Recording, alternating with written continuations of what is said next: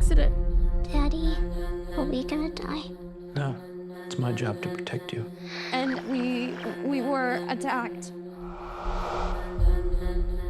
I think my husband was infected.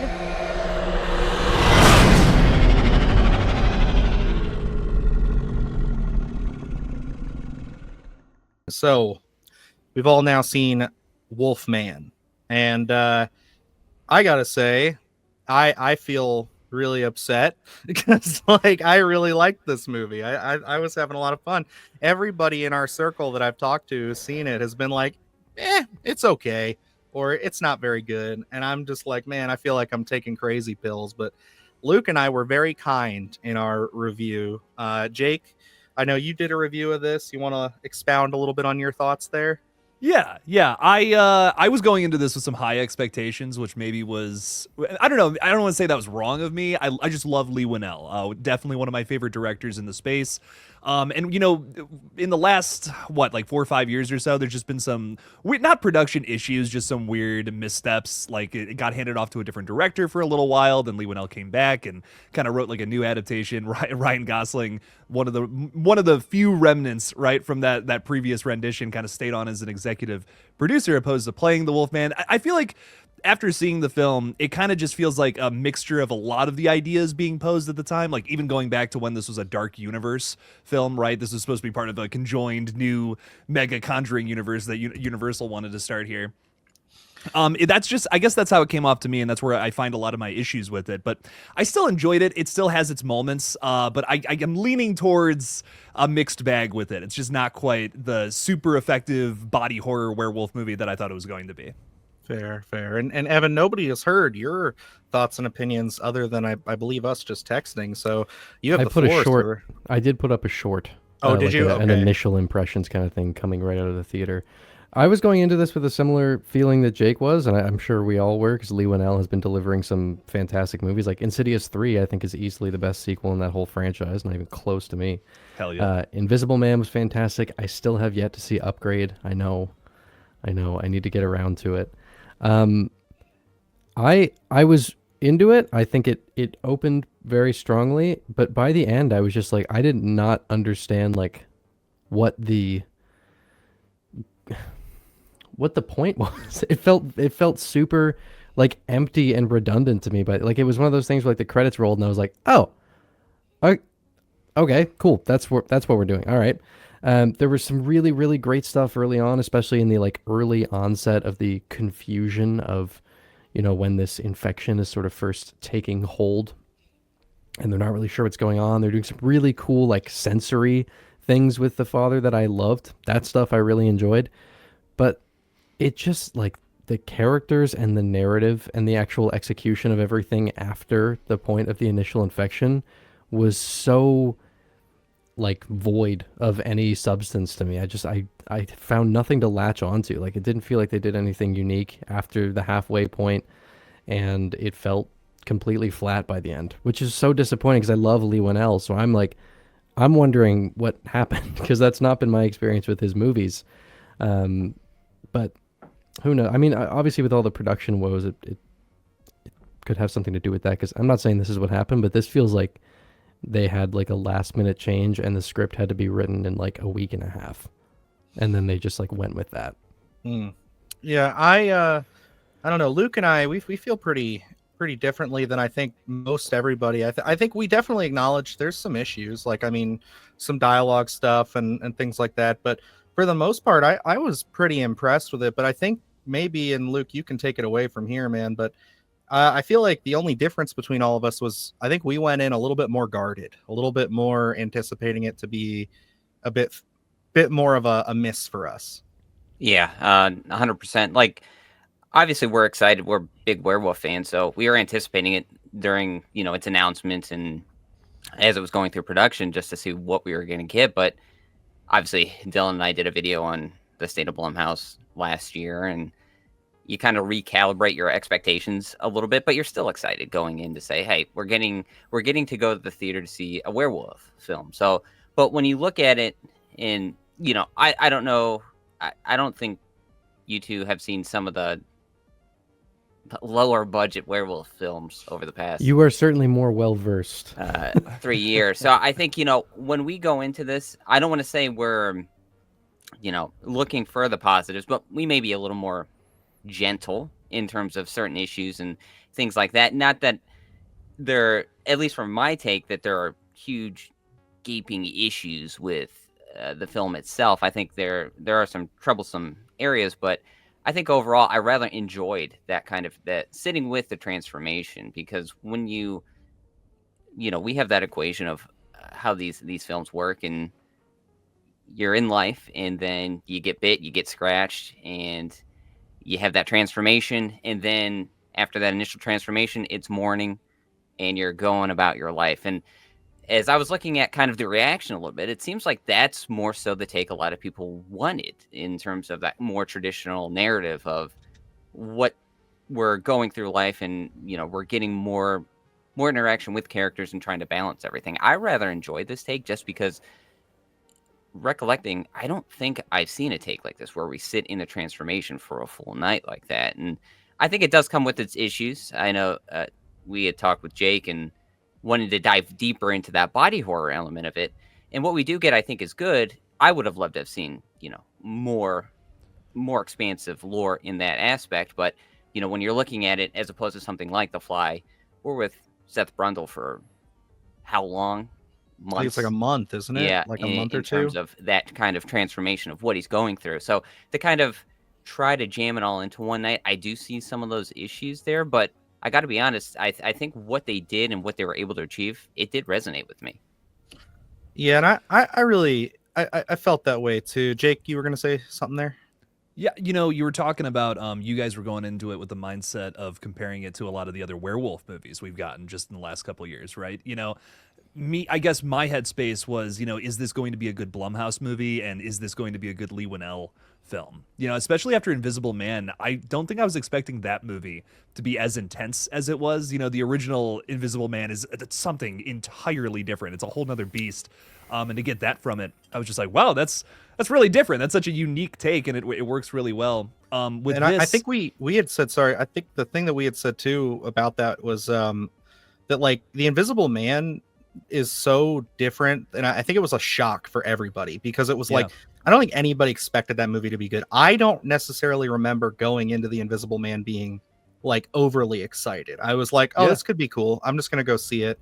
That was pre-pandemic, like literally 2-3 weeks before. Right, so a lot happened there, but like I just remember feeling like, damn, this is like more like Hollow Man than it is like the original Invisible Man.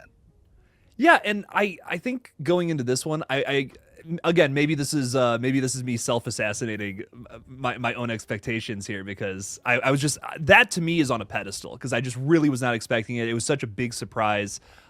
This, I guess I was kind of hoping for the same thing. He would really just reimagine it to a point where it was just this completely new thing that also did work. That's a tough formula to follow, though. I mean, with anything.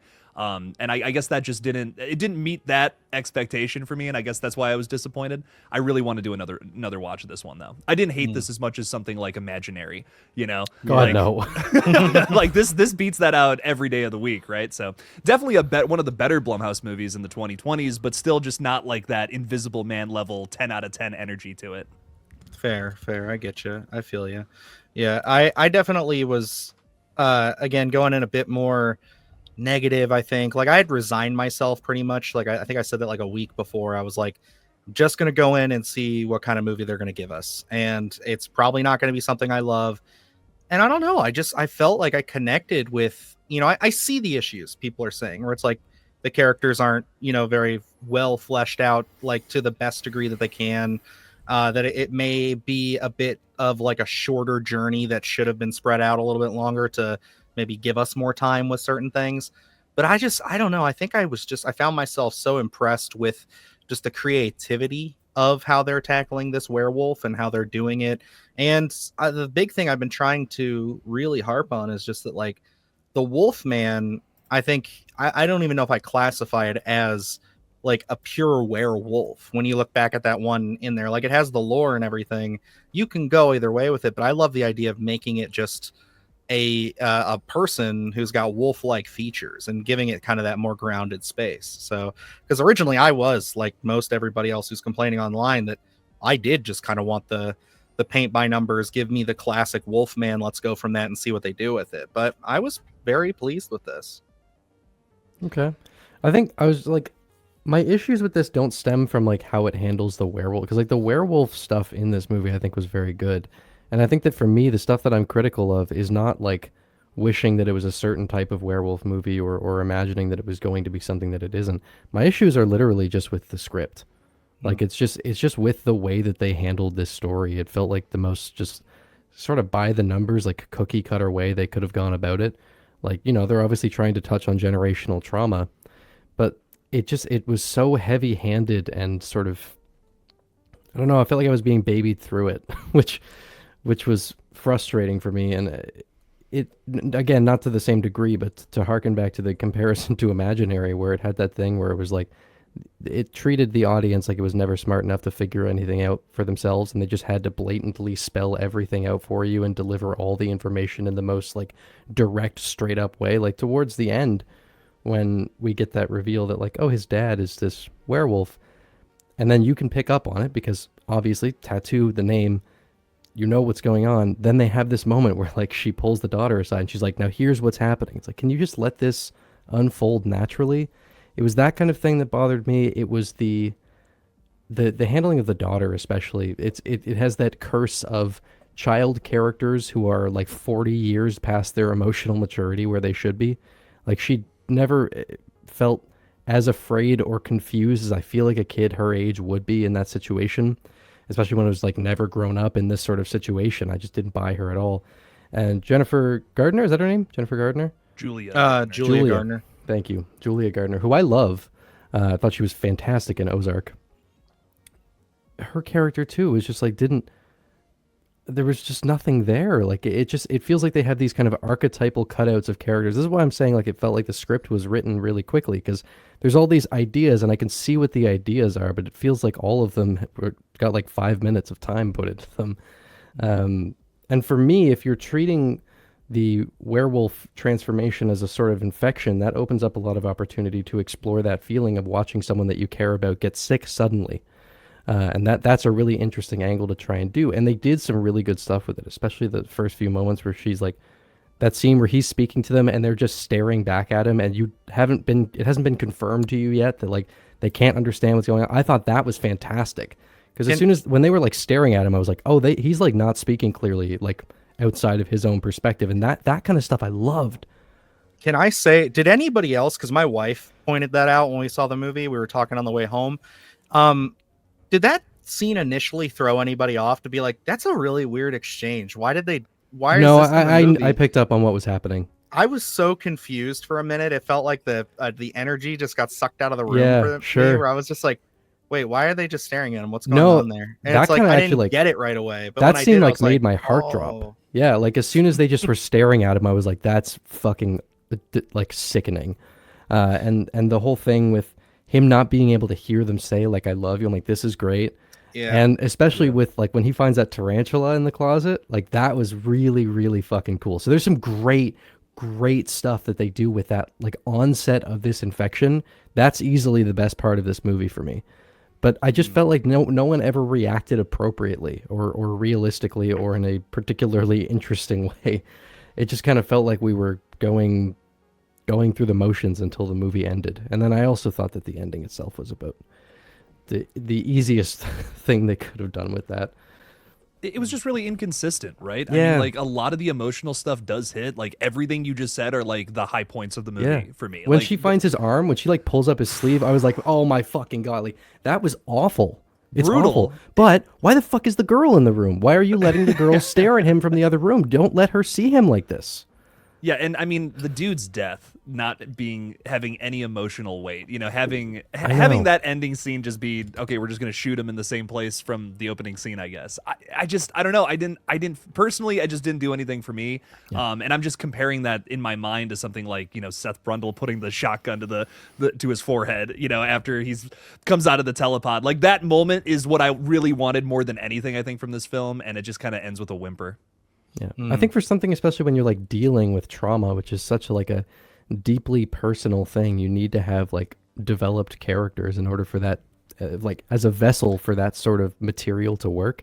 So when you have like bland, like underwritten characters, I don't feel like you can effectively explore trauma because trauma is not a shallow subject. Right. Right. Right. Too much time spent on your haunted house style jump scares from your typical Blumhouse movie, right? And that's what I was thinking about too, leaving the theater. But Dylan and Luke, I know you guys have very different opinions.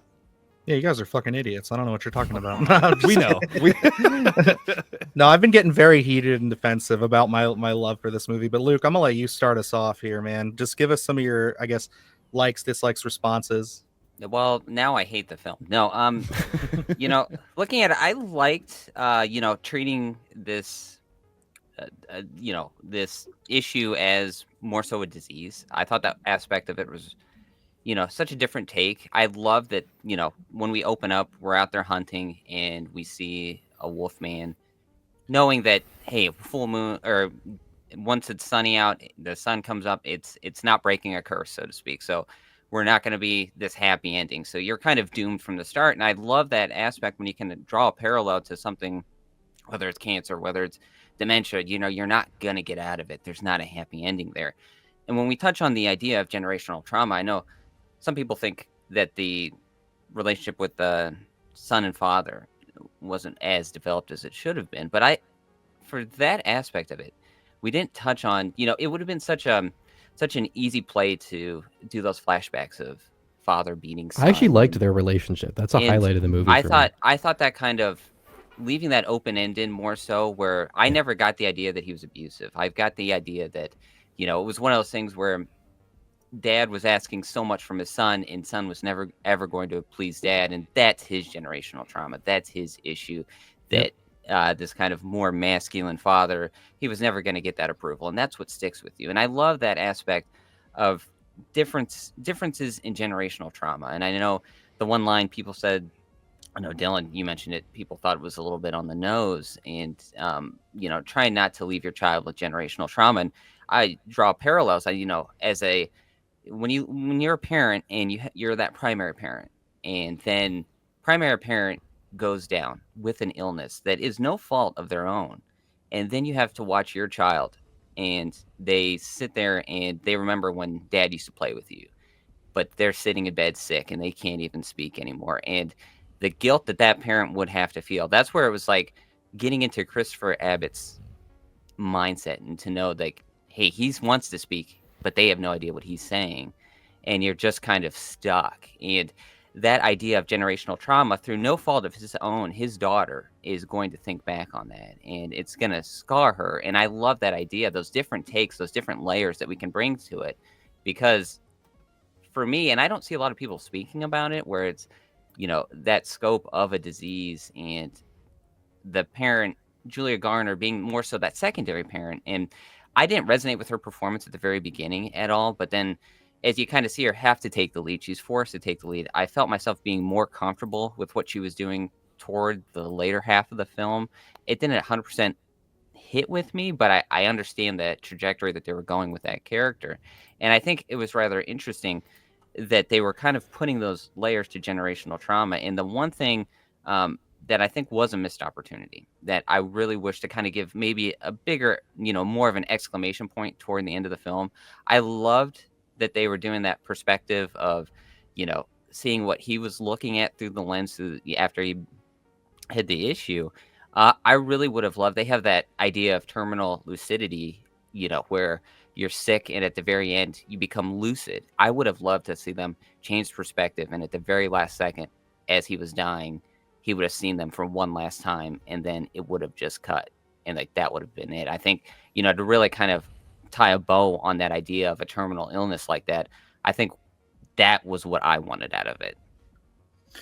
And for me, I really found the movie to have a lot of decent points, I guess, when I really sit and reflect on it. I feel like the characters could have been handled a bit better in some spots. I agree with Luke on a lot of the trauma stuff. I think that, especially as a parent and everything, it's like it does kind of resonate with you harder to think about your partner being kind of, going through this and just like the helplessness. And you're not always going to be thinking, in those moments of, well, I got to help this person, but I also got to be watching out for my kid to make sure they're not seeing this, especially as they get older.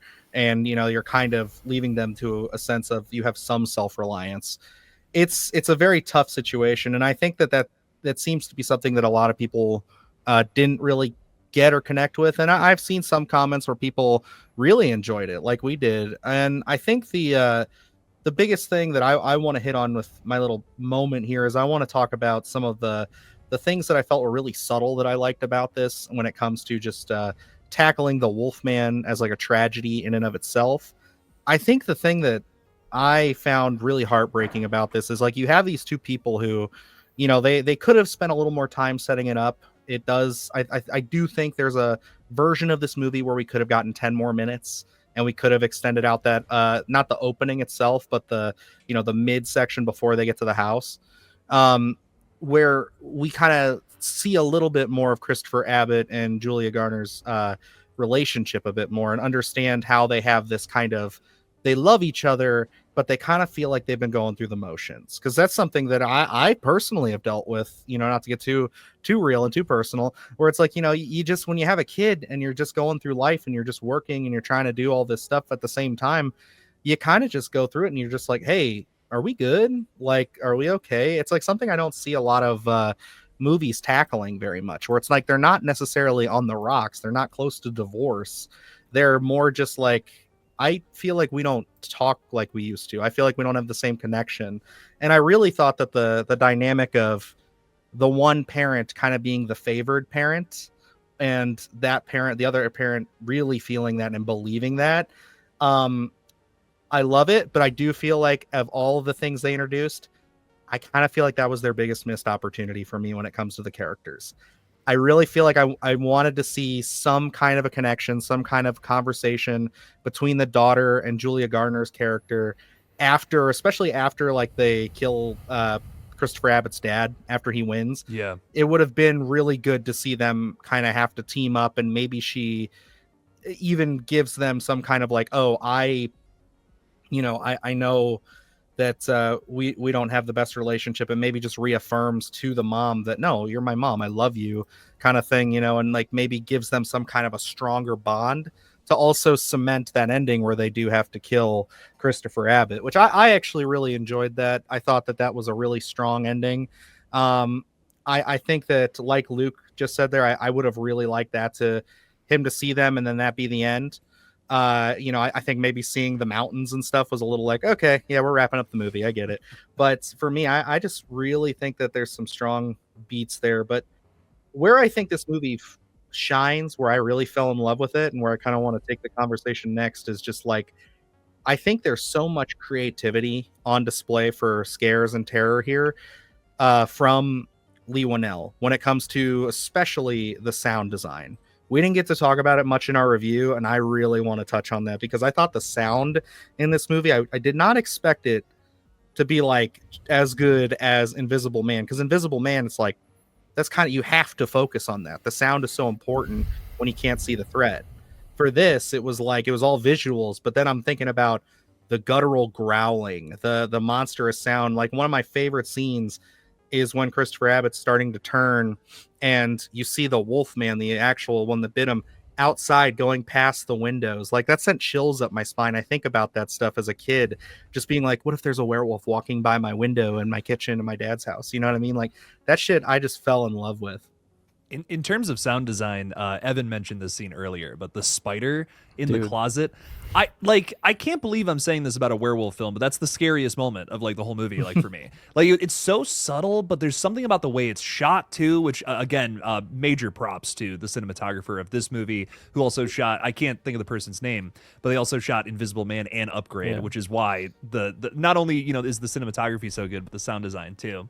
There's something about that scene where he hears it upstairs and in that closet, and he finds it, and the way it's shot, it's like, it makes it seem like the spider is as big as him or something, and it's terrifying. I loved that scene. So subtle, didn't have to have a something jumping out of a closet or something to scare you, and I really did appreciate that. Pure a bunch. psychological horror. That realization of 100%. like, what the fuck is wrong with me? Like, what is happening here? Like Yeah. the panic of that was so good.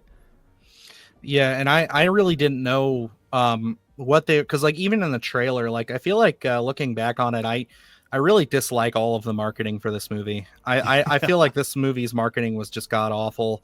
Like, because I feel like you could have pitched a more subtle film. Maybe that first trailer is not so bad because it's all just mood and the logo coming up. But like looking at the rest of it, where it's just like they're kind of showing you, they misrepresent so many of the cool aspects. Like I really like the different perspectives between Christopher Abbott's like vision changing too. I feel like in some instances I'm like, oh, that could be cheesy, but I feel like the way they did it, and I think it all goes back to the sound as well, with him not being able to just purely understand them. I think those two work hand in hand to make that a very effective kind of like, because they looked scary in a sense. It's almost like, damn, like if you're a monster, if you're a creature seeing these like phantom-esque creatures that are these humans walking around like that with their glowing eyes, you might get a little defensive. I'm not gonna lie. Like it's a little spooky looking.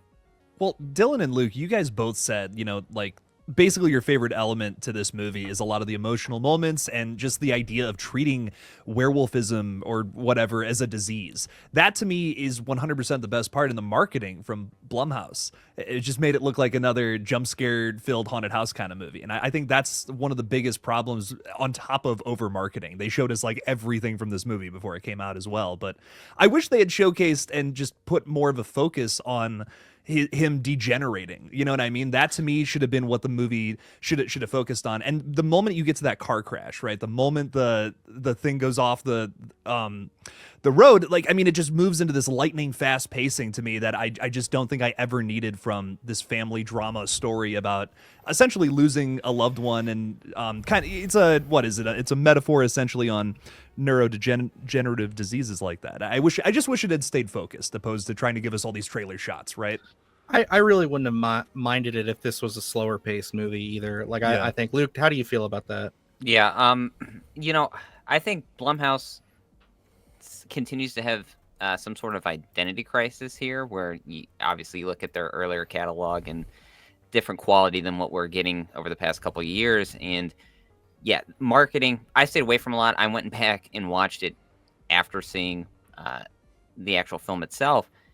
And I'll say you almost get two different tones. It's like they wanted to please every audience they could and ended up underserving, where it's like we kind of want to do this general audience horror. We're coming in, we're going to show you some jump scares, things like that. So then you're going to get a general audience to come in to the theater and say, well, we also have this emotional dynamic in here that I didn't sign up for. Where's my basic wolfman? Where's my body count? Which there's not much. There's not a body count in this movie at all, really. Like there's two dead people. And you're trying to juggle that kind of that emotional story with those jump scares, and you're going to end up underserving each different audience. Now, I think that those emotional beats are there, especially, being a parent, being able to having a daughter and seeing Christopher Abbott with the daughter was just some of the things I heavily resonated with, and then kind of getting into those elements of this being a disease. I think that does work, but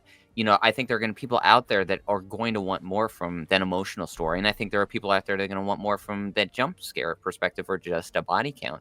So I think it's one of those things where you're trying to serve every audience, and you never really get there with either one. So I think seeing what people are saying, walking out, seeing Wolfman, I'm not really surprised about, because that's the thing with Blumhouse's marketing. Like Dylan and I had talked about it several different times, where it's like, you just put your hands up and you're like, I don't know what the thought process is here. You look at something like Long Legs and how well that can be marketed and Almost overly marketed, Yes. almost too much hype being built. and you get excited for a film like that, and then Wolfman, something we had been looking forward to. We had already went in with recalibrated expectations because we know the quality of stuff, and you don't know what you're going to get because sometimes you do get that jumbled tone. So, marketing for Wolfman, I think this is probably where it's going to die in terms of when we look at films in 2025. I think a lot of people are going to look back at Wolfman and say that was misstep after misstep after misstep. And a lot of people I could easily see waiting for streaming to watch Wolfman. Yeah, I especially the marketing wasn't even. I don't even think I had like. I think my excitement going into it was mostly just like, oh, it's a Lee Winnell werewolf movie. That sounds pretty cool. But I honestly didn't even really pay attention to the trailers. So I'm trying to remember if I had similar feelings to you guys, but it'd been a while since I'd seen a trailer, so maybe I'll have to go back and rewatch how they were pushing it. I think the big thing, and Jake, you'd be another great voice on this, is just like because all of the recently, especially within the last month, all of the clips and images and them really pushing everything out all of a sudden, just like, oh man, nobody's talking about our Wolfman movie. It's because we've hardly done anything but make a generic trailer and that's it. It's like they just really started bombarding you with like every little thing you want to see. And I saw somebody say this, and I totally agree, is just that I guess at one point Jason Blum had come out and said long ago that they are not afraid to give away everything in their trailers because it's about getting people in the theater. It's not about, if they want to see everything, they'll see everything. It's up to the audience member to go in with seeing just the amount they want to or some shit like that. And I thought that is so dumb. Like that is such a I'm just going to throw everything at you and just say, here, now what you a parse commercial through it. way to look at filmmaking. Right? Yeah, it's like it's not very friendly at all. But like you said, they're throwing everything out there with a lot of the movies that they market. But with Wolfman, it just feels like they really threw so much. I mean, all the big moments are pretty much in the marketing in one way, shape, or form. But why did they do that? Why did they overmarket this movie more than anything? Because of that stupid Universal Studios stunt where they threw the fucking guy out there in the Spirit Halloween costume. That was the first bit of marketing for this movie. That was such a mistake. They should not have done that. And the design doesn't really. I mean, it kind of looks like that, I guess, but it looks way better than the dude with some wispy white hair and all that. Like that was awful. Could you imagine if we had not seen that and then like we only got the hints in the trailer and we could all speculate? Like, I don't even know if the Wolfman's going to be completely covered. Like Luke had said in our trailer breakdown, like, oh, like this might be like a mid transformation, or like that one shot through the sniper scope where it's like, oh, this could be like the morning and you could see somebody kind of degenerating. Someone in our comment section, I always remember this, was like, now if it's not a morning scene where somebody is degenerating from a werewolf and they bite him, I'm gonna be disappointed because that sounds awesome. And it's just like that does sound really cool. Like it would be really nice, but it's just they left you with like there's nothing left up to the imagination anymore. And I will say that's probably my favorite part of the movie. Like not my favorite part, but one of the parts that surprised me the most was how we started this movie. Like with that whole opening, that cold open of like, I like that scene. 10 minutes of him and his father. It's like that was like the most like unseen piece in the entire trailer. Everything else we saw, so it's kind of like, this is exciting, this is cool, this is fresh. I feel like I don't know what's going to happen here, so it's like, and that's how your movie should be, like you shouldn't have to see every single thing. It's tough. I feel like the Universal monsters, I want to see them go to somebody other than Blumhouse, other than Universal. I know it's the Universal monsters, but like I know Frankenstein is getting, because they're going off the book, they're getting that with Guillermo. We just had Nosferatu, which is like a Dracula take. It's something where it's like, those are so cool and so well done, and there's so much care and detail there. It's like, I just want the Wolfman to get his due. I really want like a proper werewolf resurgence, because we're in such a good spot for vampire flicks right now. And like I've loved werewolves since I was a kid, and I read Scary Stories to Tell in the Dark in elementary school, and there was a werewolf story in one of those, and it scared the shit out of me. And I feel like I've been waiting for a werewolf movie my whole life that just doesn't exist, and I really fucking want it to happen. I'm hoping that that's something, but this has apparently not been performing very well. Oh, really? From what I have seen, this movie has not been doing well at all. So I don't know if it's going to cause the same sort of resurgence that we're seeing for vampires right now, but maybe someday. That's so disappointing too, because it's like it's one of those things where it's like the movie itself, it is not bad. Like I think that's the biggest thing I want to take away from this is like, we liked it a lot. Like Luke and I can say that it was something we were really surprised with. We went in with really low expectations and actually found it to the point where it's like, I will watch this again and again. I will put it on. I like so many of the elements. It's exciting to me. But like, I feel like there's going to be so many people now who won't give this a chance or are already going to write it off. Like, it's going to be the Sinister effect for me, where it's like for many, many years, just because I was so tired and done with like ghost stories and things like that at the time, I was like, Sinister, I'll watch it once, didn't really pay attention to it, came back to it before The Black Phone and was like, this movie's fucking incredible. Like, why have I not been watching this for years and years? Like, that's just what I feel like.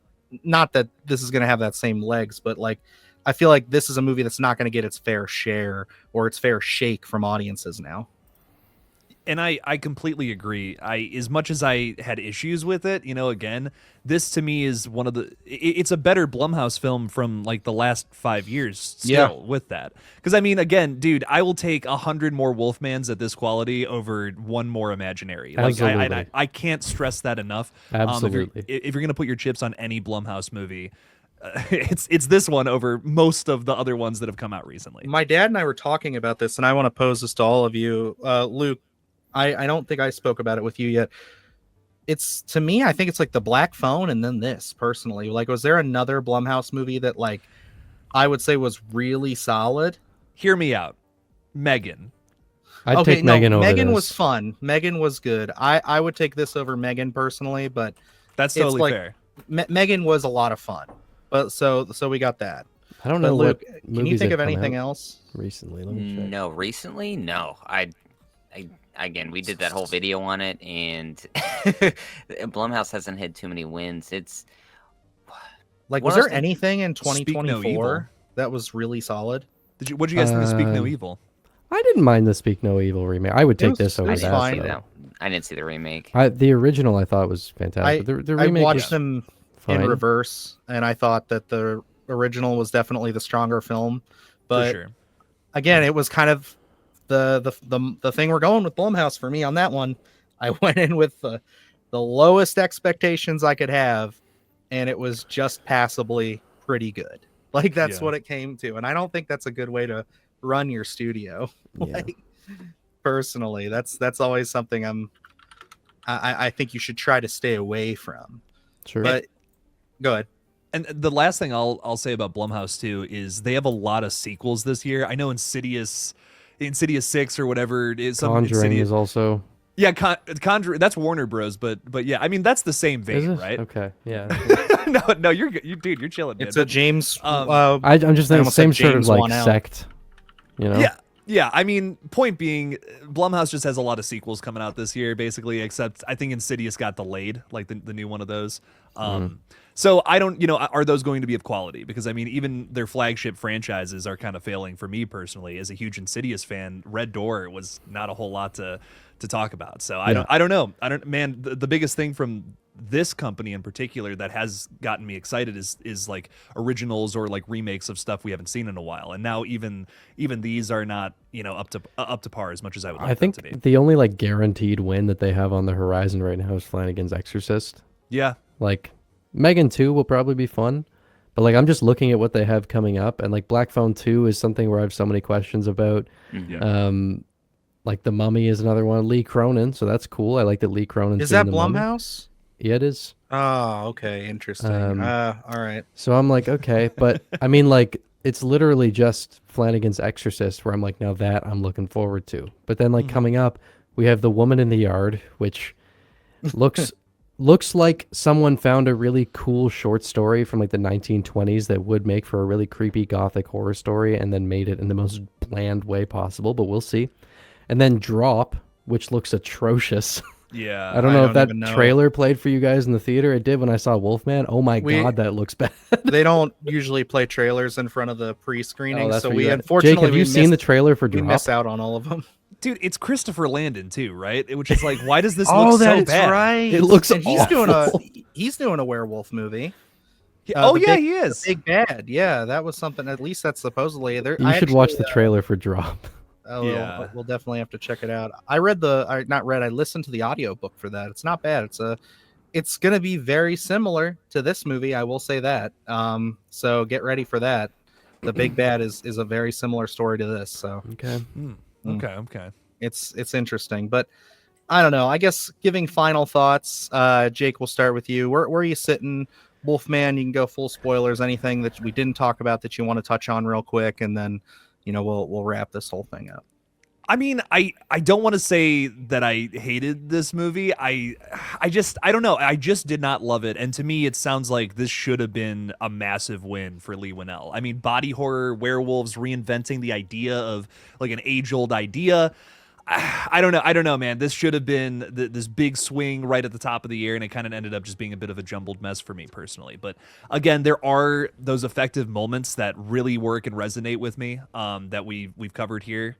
I just wish the whole movie was that, and I think it could have been that, but just way too fast at certain points, way too many Blumhouse haunted house scares, and I just wish they could have put more of a focus on some of our characters and slowed the pacing down. Evan, your final thoughts? There are some really, really good things with this movie. Enough that I have no doubt that it's going to have like a cult following. Like there's going to be some people who obviously it's going to really, really resonate with certain people, and that's great. And I'm very happy for everyone who's enjoyed it. I walked away from it feeling so just like disappointed. Really is a good word for it. Even though I didn't have like a ton of hype, I was still like looking forward to it, but it just felt. It seemed so empty and void of any sort of effective exploration of anything that it felt like the story was trying to do. It felt unfocused. It felt like rushed, and I don't know. I was hoping for more, but I think even outside of like expectations, I just think this is a very, very surface level script, which is where it really suffers for me. But that all this stuff with like the early infection was so good and like genuinely unsettling. I'm like, this is where Leigh Whannell exists. That felt the most like his work, but I don't know. I walked away from the movie quite disappointed.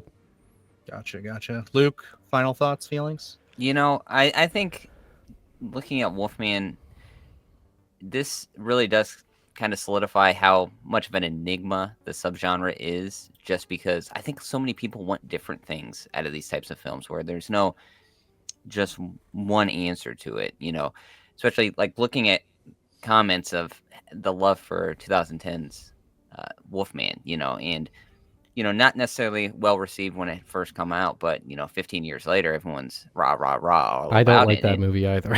And it's just and looking at this film, I think in 15 years, I make the joke all the time.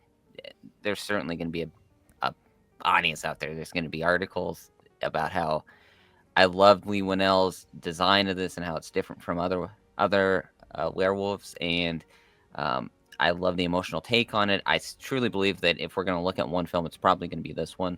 That in 15 years is going to have some sort of resurgence, and it's going to have that a pretty decent following. But like looking at these types of films, we had the 8 for Silver come out, and that's pretty well received, but again, it wasn't like to a huge audience. So I'd be curious to see if that one was playing in the theaters, how that take would be received by more of a general audience, just because of how interesting. It did play in theaters. Did it? For a week. I saw it in the theater. For a week. Was it limited? Okay, I didn't know. I went. Yeah, I went on like a whim. Yeah. No, it wasn't even limited. And then the States, it was literally a week. It came out for a weekend. It did so bad. Like they kicked it out of theaters, and that was right when everything was. I mean, it's all still very quickly going to PVOD, but that's where it's like you underperform. It's like 2 days. Nosferatu's coming in 3 days. Yeah, I know. No way. Yeah. If you underperform 2 days later, you're going to PVOD. That's just the name of the game. Like, because 8 for they're still in Silver, the pandemic thing. The Cursed, very good werewolf movie. I like that one a lot. Also, I have a video on the 2010 Wolfman dropping on Monday. So. Oh, Exciting. okay. There we go. And I just think looking at these types of films, you look at vampires, and where I think Twilight and True Blood certainly had a crossover effect to say it's sexy. It's kind of like non-true horror fans that are really ingrained in the space can say, I'm interested in vampires, where this subgenre really hasn't had that too much, where it's like a big general audience saying, I'm going to go out to see this type of film. Yeah. And unfortunately with, we had Werewolves come out, end of 2024, and some people said it was too actiony, just didn't really do too much. And then you kind of have this one where it's kind of underserving each different audience, where we're probably going to be a couple more years away before we see this subgenre be in the theaters again. Probably at least a couple years. So this is just such a tough equation to solve, I think. So, looking at Wolfman, I'm certainly excited to own this. I do want to do a rewatch of it. It pleased me rather well. I think there are still some issues. It's not a perfect film by any means, but I think I want that on a shirt. It pleased me rather well. There we go. I love that. I gotta say, I really did enjoy this movie. There's a piece of this that just, I don't know, I guess because I'm sitting next to a large candle, I could just say it feels like a warm candle on a cold October night. I really like sitting by it, getting maybe a warm fire to me. Okay. I could see myself coming back and watching this pretty regularly. I'm excited to own this, hopefully on a 4K. I don't know. I think this is just one of those movies that kind of hit for me. It's like, I guess this will be my Halloween Ends. So, this will be one that I'll be defending till the day I die. So. I'm going to out you because you said this was going to be your First Omen. First Omen was broadly very well received. It was I couldn't think of a better it was our circle that didn't like it. Okay, but that was very well received. I couldn't think of a better allegory. Halloween Ends is a good one because I'll still stand by that. Yeah, even though as we sit in this room right now, you're the only one that loved First I know, Omen, and Jake, I don't think I didn't notice that jab at Halloween Ends in your new Scream update. Because I heard that. Oh, yeah. I want to punch Corey Cunningham in the I was face. listening in the car, and I said, Jake, you rascal. I'm a rascal, man. You got to watch out. But yeah, all in all, I think this is fine. I'm cool with the articles that'll come out in a couple years saying how underrated this is and all that. I'm all right with it. I'm happy to have it because werewolf content is few and far between. But I also really liked werewolves. I think that I just love the creature so much, and I will take the quality where I can get it. And I feel like both these movies, very different takes, very fun. But yeah, I don't know. I think the only thing we need to see now to really cement this, if we can get werewolves back into the cultural zeitgeist, is we need an 80s inspired werewolf film. Go back to that. Go like our Silver Bullets, maybe something to do with like a little camping setup or like a small town that has some werewolf stuff going on in it. I want to see that. So. I want a werewolf movie that gets the same sort of treatment that Robert Eggers gave to The Witch, where you get something that like goes back to like traditional folklore of like old school werewolves. I want to see something like that. Like that, even that era, that time period, I think could be such a great spot to make something like that. Very dark and creepy and atmospheric. That's what I want to see. There you go. Jake, you got a take on werewolf films you want to see? I'm kind of with Evan because I think we need a genuinely terrifying werewolf. Yeah. Because I think I love the 80s werewolf movies. I think American Werewolf in London is probably the closest we've come to like something like genuinely terrifying in that regard. I mean, that scene where you can't see it in the subway or whatever, like that's like actually, that's so scary to me. I love it. But I think we need something that has atmosphere, something like The Witch, like whatever Evan was saying there, to just really build up this creature. Is no, this thing is fucking terrifying. This is a beast coming after you that's going to rip you to shreds. I don't know if I've seen a werewolf movie that really made me that terrified of these creatures. Yeah, I remember reading stories about them as kids, and I don't feel like there's ever been a movie that has elicited that same feeling. Yeah. Well, Luke and I got you covered. We're going to do something one day. We're going to make some werewolf movies that'll definitely knock some socks off. Okay. So don't you just wait. We just got to get some money going and have people, support us to do that. So it's going to happen. We got a lot of ideas. Are you signing Chicken Man with Blumhouse? Is that the plan? No comment. Shit. I mean, I wouldn't blame you if you did, just because like at least that's one thing you can't say about Blumhouse is like you at least get some financing. You at least get a little bit of money, and you get to make a movie. They're gonna put it out there for people. So you'd have to delete so many videos. I know. They're like, we need more jump scares in this, Jake. Yeah. Come on. You're halfway through production, and Jason Blum's like, "Can you see me up at the office? Yeah. I was going through your channel, and I saw all this stuff. What's this about Halloween Ends? What did you say about Imaginary, you piece of shit?" I'd get fired so fast. They take one look at my channel. Yeah. It'd be brutal. Oh, geez. Well, that's going to wrap it up here for us, guys. I do appreciate you all sitting down with me to talk some Wolfman. This was a lot of fun. I always enjoy these, and I think that the next one, I don't know. We'll have to see. the Monkey, I was gonna say maybe. When is that out again? Oh, Presents is out next February. week. I'm excited for that. Presents. Yeah. Yeah, I don't know if that one warrants. Well, I guess we'll have to see. It's more kind of playing it by ear, unless it's something like a Nosferatu or Terrifier, where it's like, yeah, we'll we do knew at the one, start of the year that was gonna. yeah, so it's like we're just gonna have to play it by ear for now, but we'll see. I'll always pose it at the end of our reviews if you guys want a spoiler review. But yeah, that's gonna wrap it up for me. Jake, where can the folks find you? Look me up at Killjoy Jake 1. Leave me a comment about how many toes you have. There you go. You should check Killjoy Jake Retro as well, because that's also awesome. I know. I really want to do more with that. So check out my Killjoy Jake Retro page, looking back on horror movies, where the main page focuses on new stuff. I'll shut up about myself, though. Evan, where can we find you? You can find me over on Rockland Graves Productions. I only upload once a week, but I have a video on the 2010 Wolfman coming out, and then Righteous and Long Legs is coming as well. So some fun stuff coming up. So come hang out. Awesome. And you know where you can find Luke and I. You're already here. So definitely hit that subscribe button for us if you haven't. We're on our way to 30K subs. And yeah, that's going to wrap it up for me and everybody else here. So until next time, I'm Dylan Newell. I'm Luke Janesco. I'm Killjoy Jake. And I'm Evan from Rockland Graves. And stay scared. Do the hard shit, gonna do it live. Cause Splattercast kick it every day they live. Splattercast, gonna slash your ass. Splattercast, gonna slash your ass. Splattercast, gonna slash your ass. Splattercast, gonna slash your ass. Splattercast, gonna slash your ass. Splattercast, gonna slash your ass. Splattercast, gonna slash your ass.